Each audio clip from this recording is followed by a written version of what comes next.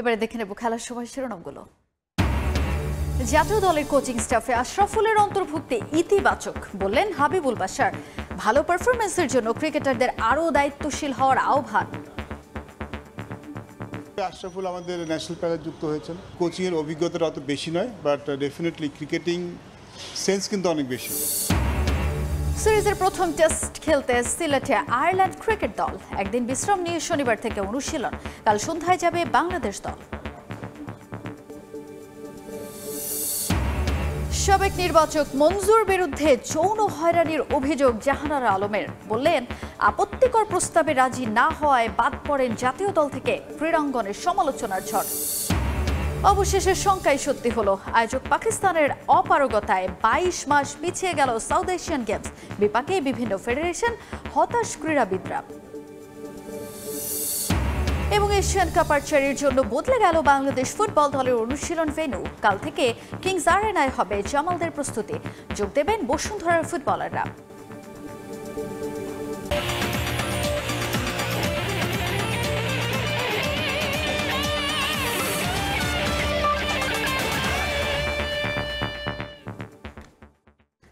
দেখছিলেন শিরোনামগুলো। এবারে শুরুতে ক্রিকেটের খবর জানাবো। Mohammad Ashraful modern day cricketer ছিলেন। আন্তর্জাতিক ক্রিকেটের বর্তমান পরিস্থিতিতে তিনি দ্রুত মানিয়ে নিতে পারবেন। তাই জাতীয় দলের কোচিং স্টাফে তার অন্তর্ভুক্তি দলের জন্য একটি ইতিবাচক সিদ্ধান্ত হয়েছে বলেই মনে করেন সাবেক অধিনায়ক হাবিবুল বাশার সুমন। তবে আন্তর্জাতিক ক্রিকেটের এ পর্যায়ের কোনো ক্রিকেটারকে হাতে কলমে শেখানোর কিছু নেই।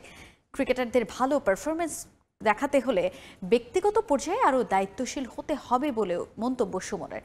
ওয়ানডে টি-20তে দলের পারফরমেন্স স্থিতিশীল না হলেও আয়ারল্যান্ডের বিপক্ষে টেস্টে ভালো করার আশা সাবেক এই ক্যাপ্টেনের।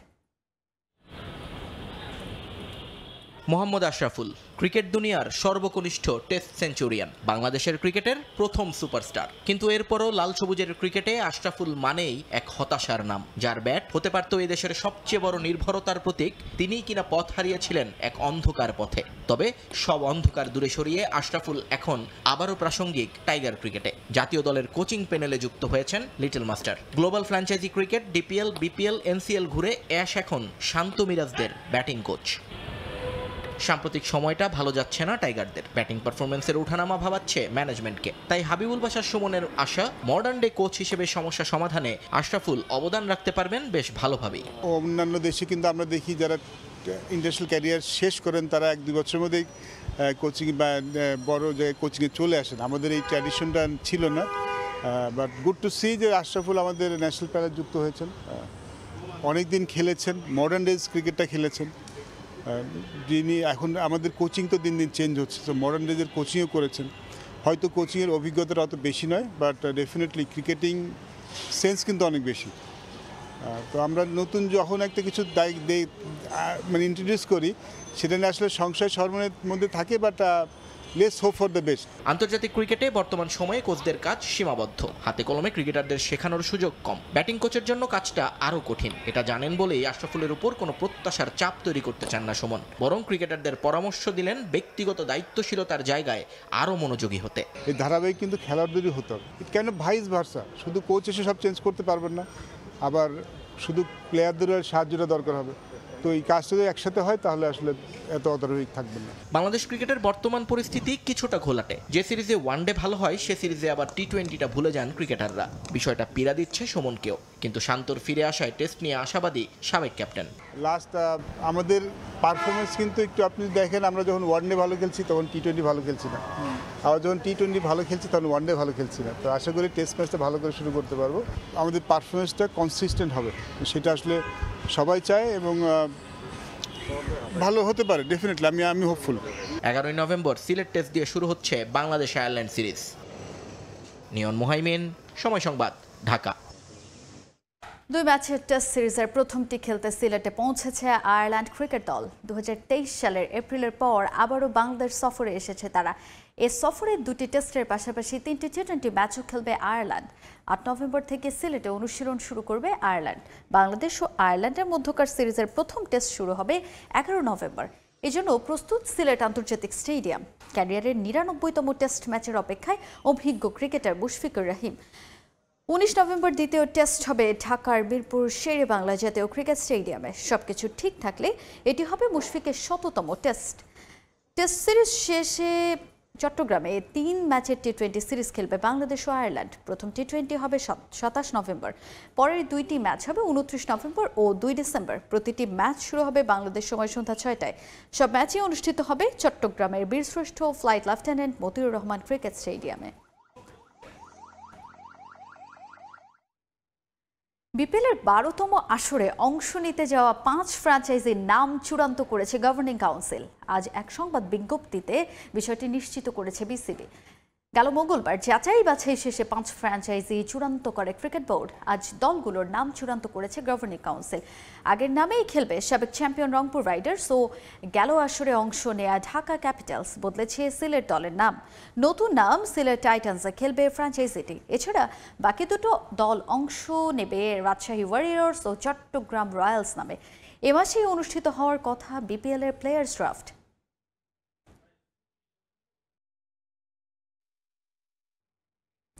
12 দল নিয়ে হবে এবারে ঢাকা প্রথম বিভাগ ক্রিকেট লিগ। নির্ধারিত 2 দিনে মোট 106 জন ক্রিকেটার দলবদল সম্পন্ন করেছে। অংশ নেয়নি লিগ বয়কট করা 8 ক্লাব। তবে প্রথম দিনই সবার আগে দলবদল প্রক্রিয়া সম্পন্ন করেছে তামিম ইকবালের ওল্ড ডিওএইচএস ক্লাব, যার জন্য সাবেক অধিনায়কের প্রতি কৃতজ্ঞতা প্রকাশ করেছেন সিসিডিএম চেয়ারম্যান আদনান রহমান দীপন। এছাড়া লিগ বয়কট করা বাকি ক্লাবগুলোকে অংশগ্রহণ করার আহ্বান জানিয়েছেন তিনি। তারা চাইলে বোর্ডের সঙ্গে আলোচনা করে বিশেষ ব্যবস্থায় তাদের সুযোগ দেয়া হবে বলে জানান দীপন। ছিল অনিশ্চয়তা, ক্রিকেটারদের কপালে ছিল চিন্তার ভাঁজ। তবে নির্ধারিত সময় প্রথম বিভাগ লিগের দলবদল শুরু হওয়ায় হাসি ফুটেছে ক্রিকেটারদের মুখে। যদিও এবারের লিগে অংশগ্রহণ করছে না 8 ক্লাব। প্রথম দিনে ওল্ড ডিওএইচএস, শেখ জামাল সহ দলবদল সম্পূর্ণ করেছিল 9 ক্লাব। শেষ দিনে যোগ দিয়েছে আরও 3টি। দলবদল করেছেন 106 জন ক্রিকেটার। এবারের লিগে থাকবে না কোনো রেলিগেশন সিস্টেম। যেটুকু ইনফরমেশন 12টা টিম অলরেডি ট্রান্সফার করছে, আর প্রচুর প্লেয়ার টোকেন উঠে রাখছে। আমাদের তো উপায় নাই, আমাদের যেটা বোর্ডের ডিসিশন প্লাস আমরা নিজেরা ডাইরেক্টররা বসছি, সিসিডির নিয়ম তো লিগ চালাতে হবে। 12টা নিয়েই করবো। যে টিমই খেলবে না সেই টিমই রিলেগেটেড হয়ে যাবে। 12টা টিমের থেকে প্রমোশন পাওয়ার চান্স আছে, দুটো উপরে উঠে যাবে। আচ্ছা, কিন্তু রেলিগেশন নেই।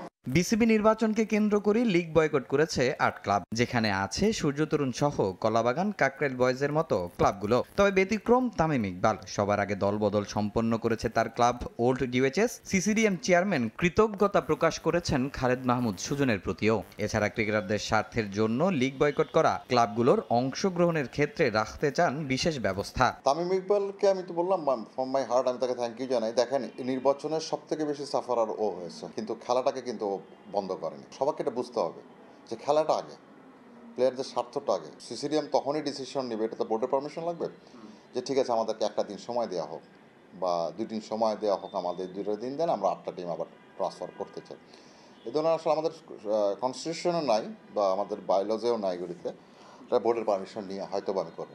এবারের প্রথম বিভাগে ভিন্নতা আনছে সিসিডিএম। অংশগ্রহণ ফি 9 লাখ থেকে করা হয়েছে 13,50,000। চ্যাম্পিয়ন দলের প্রাইজ মানিও 4 লাখ থেকে বেড়ে হয়েছে 8 লাখ টাকা। এছাড়া বাড়ানো হবে আরও কিছু সুযোগ সুবিধা। পার্টিসিপেট মানি গত বছর যা ছিল তার থেকে 50% আরও বাড়ানো হয়েছে। পজিশন অনুযায়ী ওটাও বাড়ানো হয়েছে। চ্যাম্পিয়ন যে হবে তার টপ চ্যাম্পিয়ন হিসাবে প্রাইজ মানি বাড়ানো হয়েছে। ফ্যাসিলিটিসের মধ্যে আমরা চেষ্টা করছি গ্রাউন্ডস অ্যান্ড ড্রেসিং রুম এগুলি বেটারমেন্টে রাখতে। সবকিছু ঠিক থাকলে আগামী 18 নভেম্বর থেকে মাঠে গড়াবে প্রথম বিভাগ লিগ। অফিশিয়ালি বলতে তামিম হোসেন, সময় সংবাদ, ঢাকা। নারী ক্রিকেট নিয়ে বোমা ফাটালেন সাবেক অধিনায়ক জাহানারা আলম।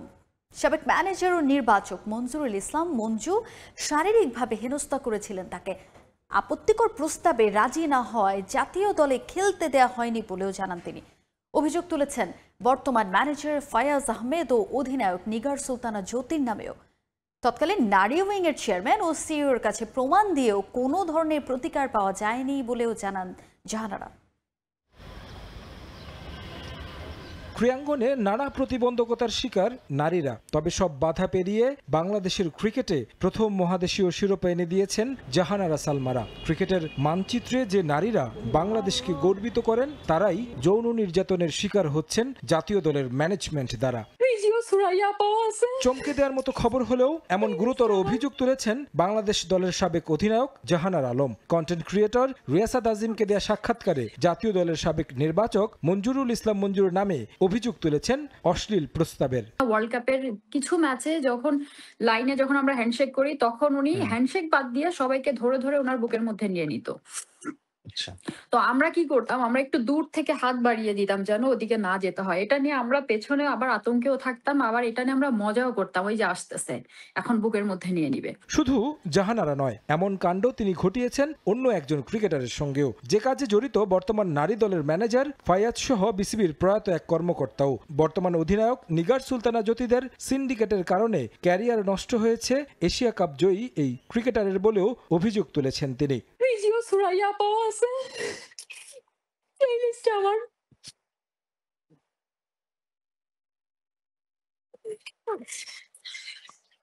এই লিস্টে আমার ফায়াজ ভাই আছে। এরা পুরো আমার ক্যারিয়ারটা ধ্বংস করে দিবে। তবে যাদের এসব বিষয়ে শক্ত অবস্থানে থাকার কথা তারাও ছিলেন গা ছাড়া। প্রমাণসহ বারবার জানানোর পরও নেওয়া হয়নি কোনো ব্যবস্থা। তবে বর্তমান বোর্ডও যেন ওট পাখির মতো বালুতে মাথা গুজে আছে, যেন কিছুই হয়নি। জাতীয় দলের একজন সাবেক ক্রিকেটার এমন অভিযোগ তোলার পর প্রেস বিজ্ঞপ্তি দিয়ে প্রত্যাখ্যান করা হয় সেই অভিযোগের। অথচ এই অভিযোগের তদন্ত করারও প্রয়োজন মনে করেনি, যা প্রশ্নবিদ্ধ করেছে বোর্ডের এমন নির্বিকার কাণ্ডকে। এসব বিষয়ে সত্যতা জানতে মঞ্জুকে বারবার কল দেয়া হলেও তিনি রিসিভ করেননি। তারেক হাসান শিমুল, সময় সংবাদ, ঢাকা। বিশ্ব প্রতিবন্ধী দিবস উপলক্ষে আগামী 3 এবং 4 ডিসেম্বর বিসিবির ফিজিক্যাল উইং এর উদ্যোগে একটি টুর্নামেন্ট আয়োজনের পরিকল্পনা হাতে নিয়েছে এনপিসি। আজ এক সংবাদ সম্মেলনে বিষয়টি নিশ্চিত করেছে এনপিসি বাংলাদেশ।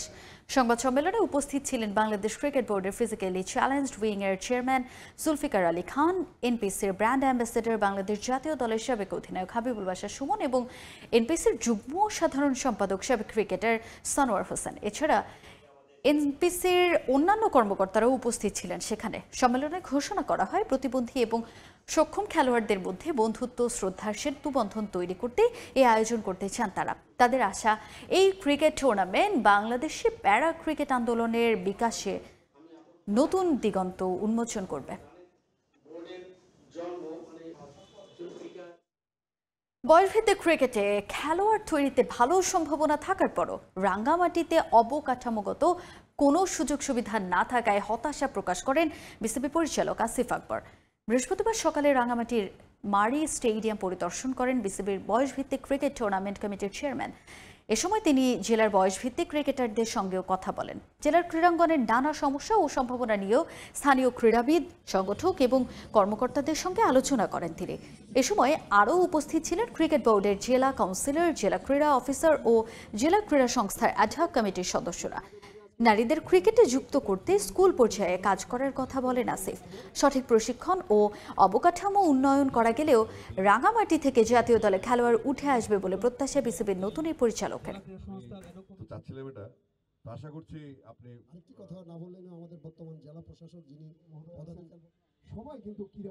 না, প্রথমত আমি হতাশ যে এখানে মাঠের যে অবস্থা, গ্যালারির যে অবস্থা, ফ্যাসিলিটির যে অবস্থা এবং প্লেয়ারদের সাথে যতটুকু বুঝলাম, তাদের আচরণ, ভাষাগত বা বডি ল্যাঙ্গুয়েজ যতটুকু বুঝলাম যে এখানে আসলে কিছুই নেই এবং এখানে কাজ করানোর সুযোগ আছে। আমাদের তো ওই পার্বত্য এলাকায় আপনার ডেফিনেটলি দেখতে পাচ্ছি ফুটবলে নারীদের বিশাল একটা অবদান এবং তাদের ফিটনেসটা হচ্ছে আমাদের মূল অ্যাডভান্টেজ। তারপরে আমাদের ট্রেনিং ফ্যাসিলিটিস বা যেগুলো আমাদের বাকি আছে সেগুলো আমরা দেখতে হবে।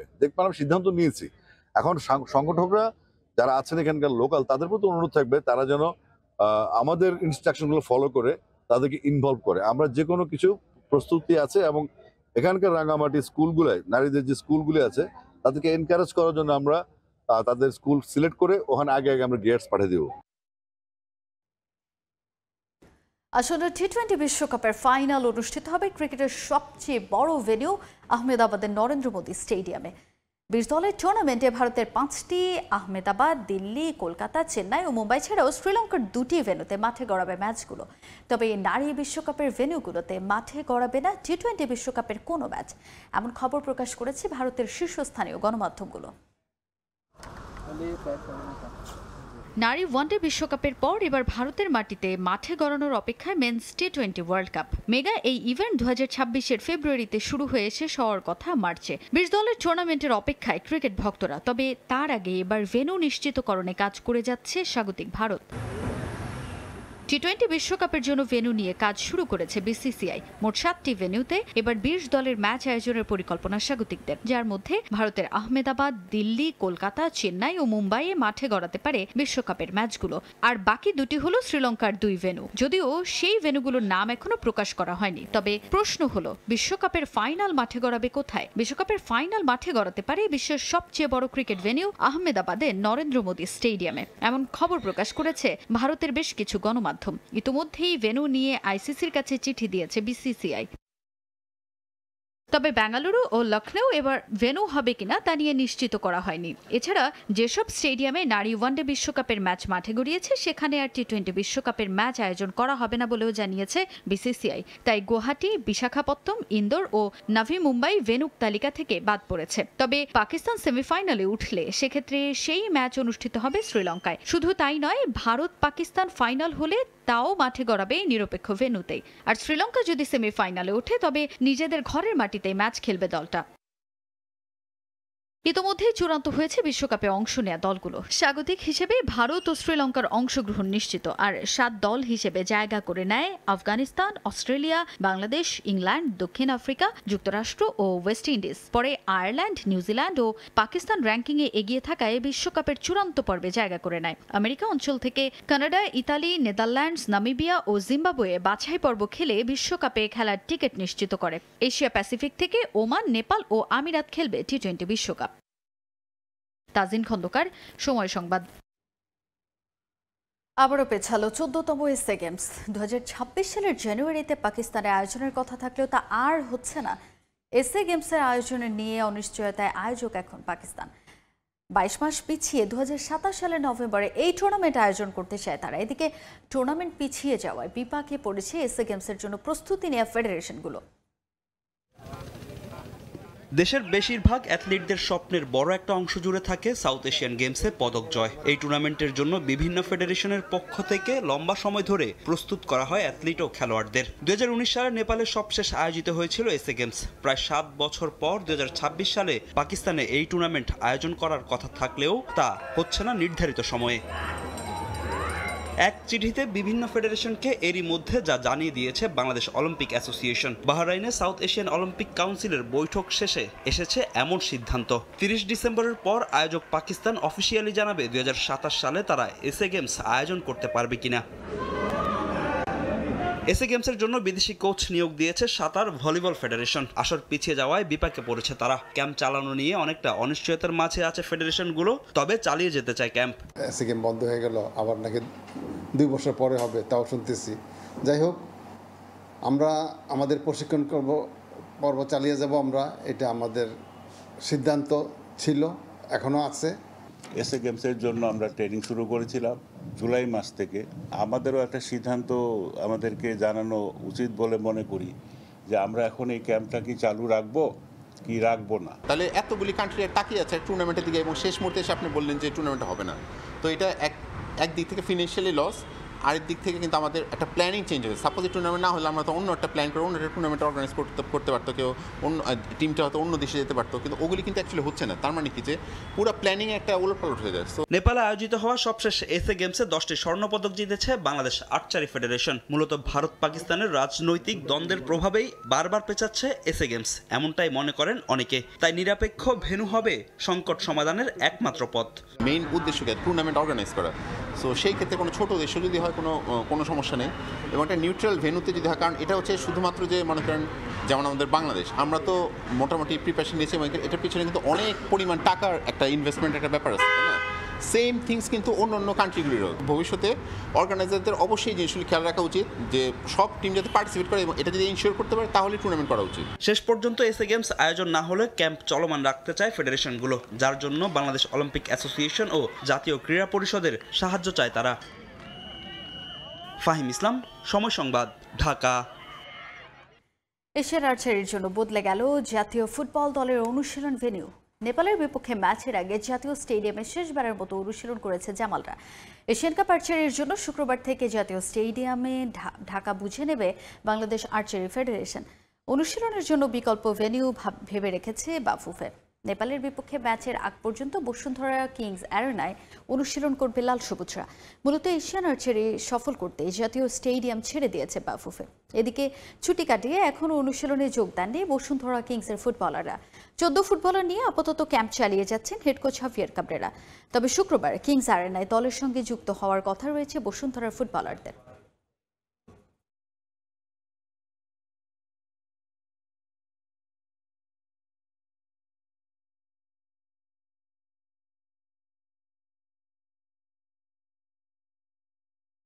আজকে থেকেই আসলে আর্চারির জন্য মাঠটা ছেড়ে দিতে হচ্ছে এবং আমরা আগামীকালকে থেকে বসুন্ধরার এরিনাতে আমরা প্র্যাকটিস করব। এটাও তো আমাদেরই দেশের একটা ইভেন্ট হচ্ছে, একটা ইন্টারন্যাশনাল ইভেন্ট হচ্ছে, এখানে সহযোগিতা করার একটা ব্যাপার আমাদের সবারই আছে। যেহেতু আমরা চাচ্ছি ওদের সাথে কিভাবে ওই ম্যাচের আগে যতটুকু সম্ভব তাদেরকেও মানে ম্যাচ এই আয়োজনটার সুযোগ করে দেওয়া আর আমরা কীভাবে ইউটিলাইজ করতে পারবো সেটা করার। বাংলাদেশের বিপক্ষে ম্যাচের আগে অস্থিরতা নেপাল ফুটবলে। গেল 2 বছর ধরে লিগ মাঠে না গড়ানোয় বিক্ষোভ করেছেন নেপালের পেশাদার ফুটবলাররা। গেল 2 বছর ধরে নেপালের এ ডিভিশন লিগ মাঠে গড়ায় না, যা নিয়ে ক্ষুব্ধ নেপালের ফুটবলাররা এবার অল নেপাল ফুটবল অ্যাসোসিয়েশনের সামনে বিক্ষোভ করে প্রতিবাদ সমাবেশ করেছে দেশটির পেশাদার ফুটবলাররা। তাদের দাবি এ ডিভিশন লিগ দ্রুত পুনরায় চালু করার। তবে আনফা নিরাপত্তার অজুহাত দেখিয়ে ফুটবলারদেরকে ফেডারেশনের ভেতরে প্রবেশ করতে বাধা দেয়। এই বিক্ষোভে বাংলাদেশের বিপক্ষে ম্যাচের আগে অস্থিরতা তৈরি করেছে।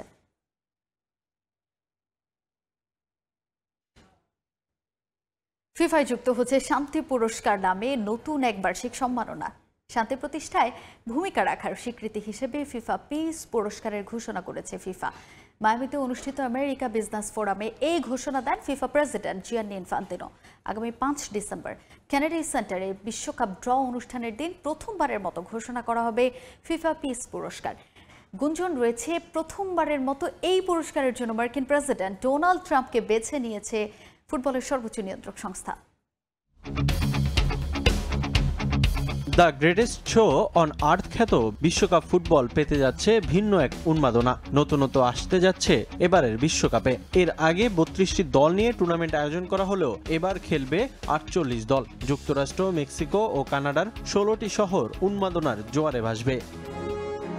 বিশ্বকাপের আগে এবার নতুন এক পুরস্কারের ঘোষণা দিয়েছে ফুটবলের নিয়ন্ত্রক সংস্থা। শান্তির প্রতিষ্ঠায় ভূমিকা রাখার স্বীকৃতি হিসেবে প্রতি বছর দেয়া হবে ফিফা পিস পুরস্কার। প্রতি বছর ফিফা বর্ষসেরা ফুটবলারের পুরস্কার দেওয়া হলেও এবারই প্রথম ক্রীড়াঙ্গনে এই ভিন্নধর্মী উদ্যোগ দেখা যাবে। আগামী 5 ডিসেম্বর যুক্তরাষ্ট্রের ওয়াশিংটনের কেনেডি সেন্টারে 2026 বিশ্বকাপের ড্র অনুষ্ঠিত হবে। সেই অনুষ্ঠানেই প্রথমবারের মতো শান্তি পুরস্কার দেবে ফিফা। কেউ যদি বিশেষ কিছু করে তাকে আমাদের সহযোগিতা করা উচিত। সেই উদ্যোগেই আমরা ফিফা শান্তি পুরস্কার দেওয়ার সিদ্ধান্ত নিয়েছি। এবছরই এটা প্রথমবারের মতো আয়োজন করা হচ্ছে। ওয়াশিংটন ডিসিতে 5 ডিসেম্বর বিশ্বকাপের ড্রয়ের দিন পুরস্কারটি ঘোষণা করা হবে, কারণ এই অনুষ্ঠানটি কোটি কোটি মানুষ দেখবে। ফিফার এই ঘোষণার পর নতুন করে এক বিতর্কের তৈরি হয়েছে। গুঞ্জন রয়েছে প্রথমবারের মতো এ পুরস্কারের জন্য মার্কিন প্রেসিডেন্ট ডোনাল্ড ট্রাম্পকে বেছে নিয়েছে ফিফা। ট্রাম্পের সঙ্গে সুসম্পর্কের কথা স্বীকার করলেও ইনফান্তিনো উড়িয়ে দেন সেই গুঞ্জন।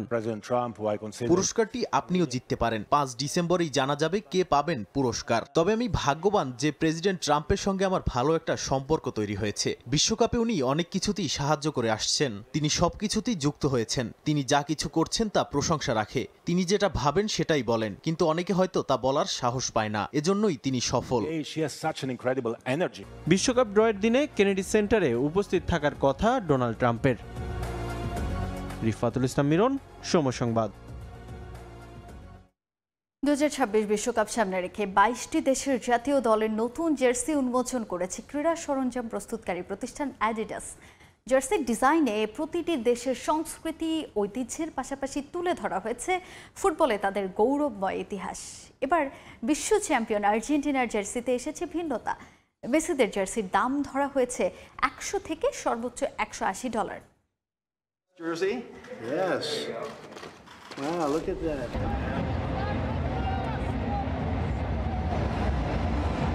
আগামী বছর জুনে যুক্তরাষ্ট্র, কানাডা ও মেক্সিকোতে বসবে ৪৮ দলের বিশ্বকাপ ফুটবল। বিশ্ব ফুটবলের সবচেয়ে বড় এই ক্রীড়াযজ্ঞের সফল আয়োজনে কাজ করে যাচ্ছে আয়োজক ৩ দেশ। এবার বিশ্বকাপ সামনে রেখে ২২টি দেশের জার্সি উন্মোচন করেছে ক্রীড়া সরঞ্জাম প্রস্তুতকারী প্রতিষ্ঠান অ্যাডিডাস। এদের মধ্যে সবাই অবশ্য বিশ্বকাপের টিকিট এখনও নিশ্চিত করতে পারেনি। প্রতিটি দেশের জার্সি তৈরি হয়েছে আলাদা আলাদা নকশায়, যেখানে গুরুত্ব পেয়েছে সেসব দেশের জাতীয় পতাকার রং, ফুটবলের ঐতিহ্য ও দেশটির নিজস্ব ভৌগোলিক বৈশিষ্ট্য থেকে নেওয়া সূক্ষ্ম নকশা ও অলঙ্করণ।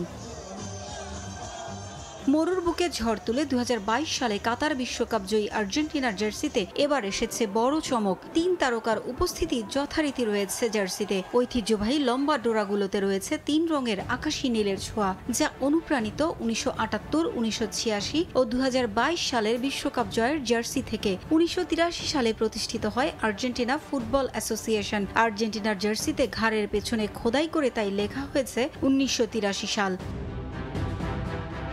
বুকের মাঝে সোনালী প্যাচ, যা দীর্ঘ অপেক্ষার পর ২০২২ সালে আর্জেন্টিনার সবশেষ কাতার বিশ্বকাপ জয়ের প্রতীক। বিশ্ব চ্যাম্পিয়নদের এই নতুন জার্সি উন্মোচনে প্রধান মডেল দেশটির বিশ্বকাপ জয়ের নায়ক লিওনেল মেসি। অ্যাডিডাসের ওয়েবসাইট ও নির্দিষ্ট কিছু জায়গায় বিক্রি শুরু হয়েছে আর্জেন্টিনার জার্সি। দাম ধরা হয়েছে ১০০ থেকে সর্বোচ্চ $১৮০। খেলোয়াড় সংস্করণের জার্সিতে রয়েছে ক্লিমাকুল প্রযুক্তি, যা জার্সির ভেতরে বায়ু চলাচল ও ঘাম শোষণ আরও কার্যকর করে তুলবে। আর্জেন্টিনার বিশ্বকাপ জয়ের প্রতিটি জার্সি থেকে নীল রঙের শেড গ্রহণ করা হয়েছে। এরপর সেই শেডগুলো একত্র করা হয়। নতুন জার্সিতে ডোরার মধ্যে সেই নীল রং ব্যবহার করা হয়েছে। অ্যাডিডাসের তৈরি এই জার্সিতে ভূমিকা রয়েছে এক ব্রাজিলিয়ান ডিজাইনারের, নাম সের্জিও মারেকো। অ্যাডিডাসের একদল ডিজাইনারের সঙ্গে তিনিও অবদান রেখেছেন জার্সির ডিজাইনে। আগামী ১৪ই নভেম্বর অ্যাঙ্গোলার বিপক্ষে প্রীতি ম্যাচে প্রথমবারের মতো এই জার্সি পরে মাঠে নামবে আলবিসেলেস্তেরা। প্রতিটি জার্সিতেই আছে অ্যাডিডাসের বড় লোগো ও ডোরা। জার্মানির জন্য এবারই শেষবারের মতো জার্সি প্রস্তুত করেছে অ্যাডিডাস। প্রতিষ্ঠানটির সঙ্গে ৭০ বছরের পথ চলা শেষ হচ্ছে তাদের। ২০২৭ সাল থেকে জার্মানির জার্সি তৈরি করবে নাইকি। এছাড়াও অ্যাডিডাস জার্সি তৈরি করেছে ৪ বারের champion Italy, Spain, Algeria, Belgium, Chile, Colombia, Costa Rica, Hungary, Japan, Mexico, উত্তর আয়ারল্যান্ড, পেরু, কাতার, সৌদি আরব, স্কটল্যান্ড, সুইডেন, ইউক্রেন, সংযুক্ত আরব আমিরাত, ভেনিজুয়েলা ও ওয়েলসের। পারভিন আক্তার, সময় সংবাদ। বিশ্বকাপ জয়ী সেরা অর্জন, ক্যারিয়ারে আর কোনো চাওয়া নেই। মায়ামিতে একটি বিজনেস সামিটে অংশ নিয়ে এমন মন্তব্য করেছেন লিওনেল মেসি। এই সময় মায়ামি শহরের প্রতীকী চাবি আর্জেন্টাইন মহাতারকার হাতে তুলে দেয়া হয়। আর্জেন্টিনা ও ইন্টার মায়ামির জার্সিতে খেলাটা উপভোগ করতে চান বলেও জানান এলেনটেন। অবসরের পর বিজনেস ওনার হিসেবে ক্যারিয়ার গড়ার ইঙ্গিত দেন মেসি। যুক্তরাষ্ট্রের ফুটবল অ্যারেনায় তিনি সবচেয়ে বড় তারকা, তবে আর্জেন্টিনিয়ান ফুটবল কিংবদন্তির আবেদন গোটা মার্কিন মুলুকে সব সেক্টরে। তাই তো দেশটির প্রেসিডেন্ট ডোনাল্ড ট্রাম্প, নোবেলজয়ী মারিয়া করিনা মাচাদো ও ফিফা সভাপতি জিয়ান্নি ইনফ্যান্তিনোদের মাঝে প্রোগ্রামের সমাপনী বক্তা লিওনেল মেসি। কাতারে বিশ্বকাপ জয় তাকে নিয়ে গেছে অনন্য উচ্চতায়। ২০২২ সালের পর যেখানেই যান ঘুরে ফিরে আসে তার ওয়ার্ল্ড কাপ জার্নি প্রসঙ্গ। পিয়ার্স মর্গানকে দেয়া সাক্ষাৎকারে ক্রিস্টিয়ানো রোনালদো দাবি করেছেন সেরার তর্কে বিশ্বকাপ নির্ধারক হতে পারে না। গ্রেটেস্ট শো অন আর্থকে তিনি বলেছেন ৬-৭ ম্যাচের একটা টুর্নামেন্ট মাত্র। এর আগে বহুবার ওয়ার্ল্ড কাপ জেতার স্বপ্নের কথা জানালেও লেটেস্ট ইন্টারভিউয়ে বলেছেন এটা নাকি স্বপ্নের মতো কিছু নয়। আমেরিকা বিজনেস সামিটে মায়ামির মেয়র ফ্রান্সিস সুয়ারেজের প্রশ্নে মেসির উত্তরে হয়তো খোঁচার জবাবটা পেয়ে গেছেন রোনালদো। প্লেয়ার হিসেবে বিশ্বকাপ জয় আমার সেরা অর্জন। বিশ্বকাপ শিরোপার পর আর কি বা চাওয়ার থাকতে পারে।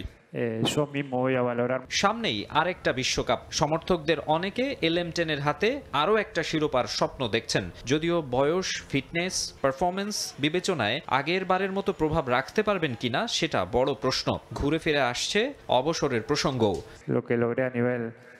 এটা নিয়ে খুব বেশি চিন্তা করছি না। অবসরের পর ক্যারিয়ারের সমস্ত অর্জন মূল্যায়ন করব, তবে এখন খেলাটা উপভোগ করতে চাই। একসময় তো থামতেই হবে। ব্যবসার প্রতি আমার আগ্রহ রয়েছে। খুব বেশি কিছু জানি না, তবে প্রতিনিয়ত শিখছি। যুক্তরাষ্ট্রের লিগ MLS এর ইন্টার মায়ামি ক্লাবে খেলছেন লিও। সম্প্রতি 2028 সাল পর্যন্ত চুক্তির মেয়াদ বাড়িয়েছেন। ফ্লোরিডায় আতিথেয়তায় মুগ্ধ আলবিসেলেস্তে সুপারস্টার। এই শহরে মানুষের কাছ থেকে যে ভালোবাসা পেয়েছি তা অসাধারণ। আজ আরও একবার প্রমাণ পেলাম আমি সত্যিই কৃতজ্ঞ। এই জায়গাটা আমার পছন্দের, তাই চুক্তির মেয়াদ বাড়াই আমি খুশি। তবে একটা বিষয়ে আমি উদ্বিগ্ন, চুক্তির শেষ পর্যন্ত যেন খেলাটা চালিয়ে যেতে পারি, সেটাই আশা। ওই বিজনেস সামিটে মায়ামি শহরের প্রতীকী চাবি মেসির হাতে তুলে দেন মেয়র। তাকে অভিবাদন জানান অনুষ্ঠানে উপস্থিত গণ্যমান্য ব্যক্তিবর্গ। 38 বছর বয়সেও অনবদ্য মেসি। এবারের MLS-এ 48 গোলে কন্ট্রিবিউশন তার। টানা দ্বিতীয়বারের মতো লিগের বর্ষসেরার পুরস্কার পাওয়ার সম্ভাবনা রয়েছে লিওর। মাকসুম আলম খান, সময় সংবাদ। এবার প্রতিপক্ষের ফুটবলারকে লাথি মেরে নিষিদ্ধ হলেন লুইস সুয়ারেস। নাশভিলের বিপক্ষে প্লে অফের দ্বিতীয় রাউন্ডের ম্যাচে বল ছাড়াই প্রতিপক্ষের ডিফেন্ডার অ্যান্ডি নাজারকে লাথি মেরে বসেন এই উরুগুয়ান তারকা। তবে ম্যাচ চলাকালীন এতে কোনো কার্ড পাননি, এমনকি ফাউলও ধরা হয়নি তখন। তবে ম্যাচ শেষে 71 মিনিটের সেই অনাকাঙ্ক্ষিত ঘটনার পর্যালোচনা করে সুয়ারেসকে এক ম্যাচের জন্য নিষিদ্ধ করে মেজর লিগ সকারের ডিসিপ্লিনারি কমিটি। এতে নাশভিলের বিপক্ষে প্লে অফের গুরুত্বপূর্ণ ম্যাচে সুয়ারেসকে ছাড়াই মাঠে নামতে হবে ইন্টার মায়ামিকে। জেলা প্রশাসন ও জেলা ক্রীড়া সংস্থার আয়োজনে রংপুরে অনুষ্ঠিত হলো T20 ক্রিকেট টুর্নামেন্টের ফাইনাল। দিনাজপুর সানশাইন ক্রিকেট একাডেমিকে হারিয়ে শিরোপা জিতেছে ময়মনসিংহ কিংসম্যান। যদিও এই ম্যাচ ঘিরে দেখা যায়নি তেমন কোনো উন্মাদনা। প্রচারণার ঘাটতির জন্য ক্রিকেট গার্ডেনে দর্শক উপস্থিতি কম ছিল বলে দাবি ক্রীড়া সংগঠকদের। তবে নিয়মিত টুর্নামেন্ট আয়োজনের মাধ্যমে দর্শক উপস্থিতি বাড়বে বলে মনে করছেন সংশ্লিষ্টরা। তারিকুল ইসলামের ক্যামেরায় বিস্তারিত জানাচ্ছেন রেদওয়ান হিমেল।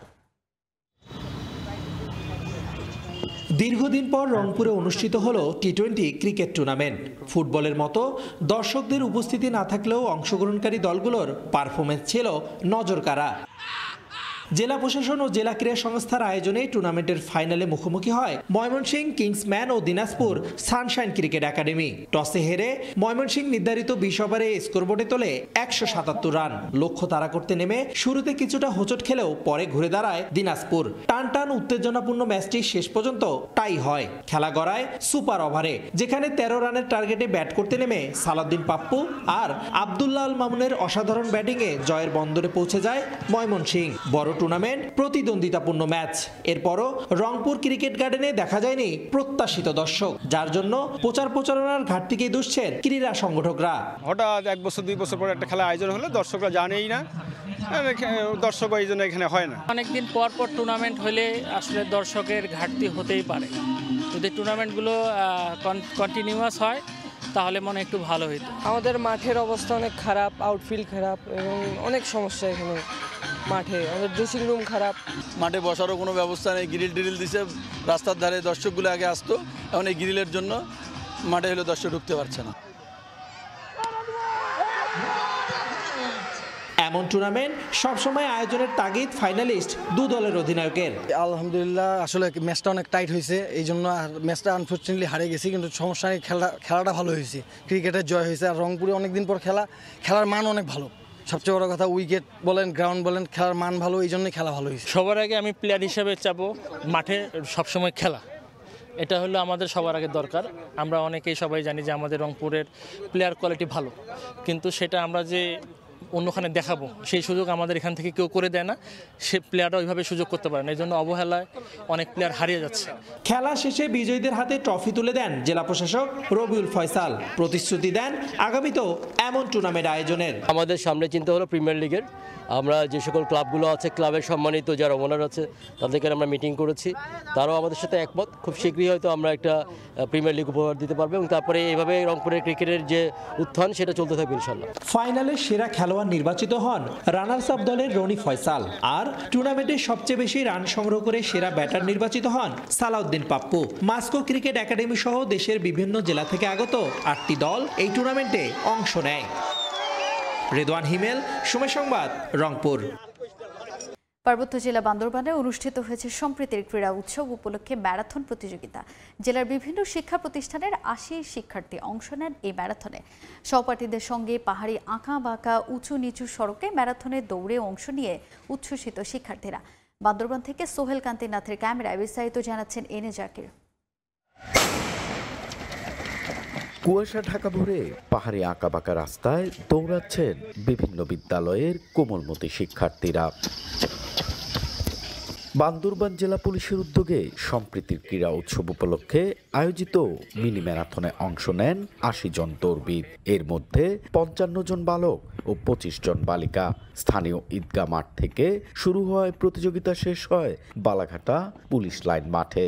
বিজয়ী প্রথম ১০ জনকে পুরস্কৃত করেন ডিএমপির যুগ্ম কমিশনার ফরিদা ইয়াসমিন। সহপাঠীদের সঙ্গে পাহাড়ি পথে রোমাঞ্চকর মিনি ম্যারাথনে অংশ নিতে পেরে উচ্ছ্বসিত শিক্ষার্থীরা। পাহাড়ে ম্যারাথন দিতে আমার অনেক ভালো লাগে, আর আলহামদুলিল্লাহ আমি চেষ্টা করবো যেন চ্যাম্পিয়ন। আমি প্রথম ম্যারাথন দিছি, আমার বন্ধুদের সাথে দিয়ে আমার ভালো লাগতেছে, তাও পাহাড়টা অনেক ভালো লাগতেছে। কালকেও দৌড়াইছি, আজকে ফিলিংসটা অনেক বেশি ভালো, আর আমি চাই সবার আগে যাওয়ার চেষ্টা করতেছি আলহামদুলিল্লাহ। এদিকে শিক্ষার্থীদের সঙ্গে পুলিশের সৌহার্দ্যপূর্ণ সম্পর্ক ও পাহাড়ের শিক্ষার্থীদের ক্রীড়ামুখী করতে এ আয়োজন বলে জানায় পুলিশ সুপার। এই বান্দরবান জেলায় আমাদের যে সম্প্রীতিটা আছে, এটা আমরা আমাদের স্কুল ছাত্রছাত্রী যারা আছে তাদের মধ্যেও যাতে পাহাড়ি বাঙালিদের মধ্যে যাতে একটা সম্প্রীতি মেলবন্ধন তৈরি হয়, সেটার উদ্দেশ্যে এটা করা। নানা আয়োজনে বান্দরবান জেলা পুলিশের উদ্যোগে 2 দিন ব্যাপী পালিত হবে সম্প্রীতির ক্রীড়া উৎসব। এনএ জাকির, সময় সংবাদ, বান্দরবান। এ পর্যায়ে খেলার সময় শীর্ষ সংবাদগুলো জানিয়ে দিচ্ছি আরও একবার। জাতীয় দলের কোচিং স্টাফে আশরাফুলের অন্তর্ভুক্তি ইতিবাচক, বললেন হাবিবুল বাশার সুমন। ভালো পারফরমেন্সের জন্য ক্রিকেটারদের আরও দায়িত্বশীল হওয়ার আহ্বান। আশরাফুল আমাদের ন্যাশনাল প্যানেলে যুক্ত হয়েছেন। কোচিংয়ের অভিজ্ঞতাটা অত বেশি নয়, বাট ডেফিনেটলি ক্রিকেটিং সেন্স কিন্তু অনেক বেশি। সাবেক নির্বাচক মনজুর বিরুদ্ধে যৌন হয়রানির অভিযোগ জাহানারা আলমের, বললেন আপত্তিকর প্রস্তাবে রাজি না হওয়ায় বাদ পড়েন জাতীয় দল থেকে। ক্রীড়াঙ্গনে সমালোচনার ঝড়। এবং অবশেষে শঙ্কাই সত্যি হলো, আয়োজক পাকিস্তানের অপারগতায় ২২ মাস পিছিয়ে গেল সাউথ এশিয়ান গেমস। বিপাকে বিভিন্ন ফেডারেশন, হতাশা ক্রীড়াবিদরা।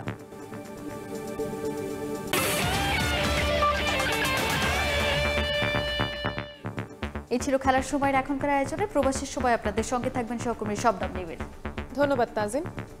প্রবাসের সময় নিয়ে আসছে কিছুক্ষণ পরই, সঙ্গেই থাকুন সময়ের।